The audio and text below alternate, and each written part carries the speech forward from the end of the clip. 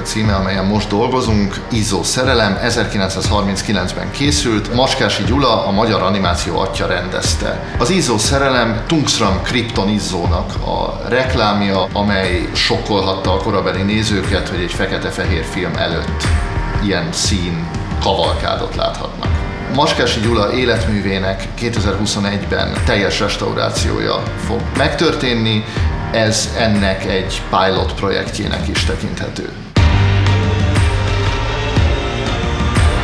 Most az a nagyszerű lehetőség lett a Filmarchívumban, hogy az új fejlesztések kapcsán egy rendkívül jó szkenner került a Filmarchívumhoz. A 30-as évek elején történt az, amikor a Gaspar Color levédette ezt az eljárást, és körülbelül 10 évig tartott a működése, de a Technicolor megvásárolta ezt a szabadalmat, tehát onnantól kezdve ők használták föl. Jó azt tudni, hogy Gáspár Béla volt az, aki ezt az egészet kitalálta, nem csak a színkezelés miatt, hanem a hangos film miatt, tehát hogy ezzel az eljárással ezüstöt vissza tudták hívni a hangcsíkra, és ugyanúgy megszólalhatott a hang, mint a fekete-fehér anyagokon.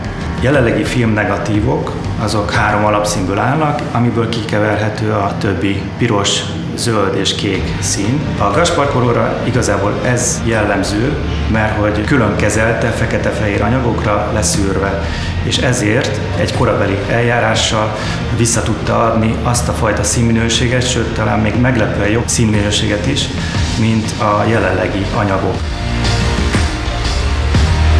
Ez a film hordozóanyaga, és erre kerül a 3 színréteg. Gaspar Colornál 2 szín az egyik oldalon helyezkedik, a másik oldalon pedig a harmadik, a cián réteg. Ez viszont élességkülönbséget mutat, egy jelentős részben át kell fókuszálni a következő színre. Ezért volt szükséges az, hogy elszeparáltan külön kezeljük a 3 alapszínt, és így fordítottuk át a piros, a zöld és a kék csatornára. A Gaspar Color anyagok szűrőzötten 3 színű fekete-fehér negatívra forogtak, piros szűrővel, zöld szűrővel, kék szűrővel. Ezekről készült egy-egy pozitív, és ezekről a pozitívról készült el maga a Gaspar Color pozitív. A digitális jelfeldolgozás ott kezdődik, hogy összeszinkronizáljuk a 3 színcsatornát, és ezek után természetesen egy fényelésen fog átesni az anyag. Amit még látunk ezen a képen, ezek az emlegetett Gaspar Colorra nagyon jellemző színes koszok. Ezek az eredeti 3 fekete-fehér negatívon keletkezett fekete sérülések. Ezek tehát úgy fordulnak le a Gaspar Color pozitívra, hogy piros, kék, illetve zöld színnel jelennek meg.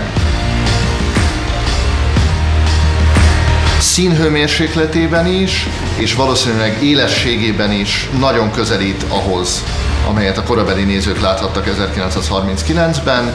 Ezt célozzuk.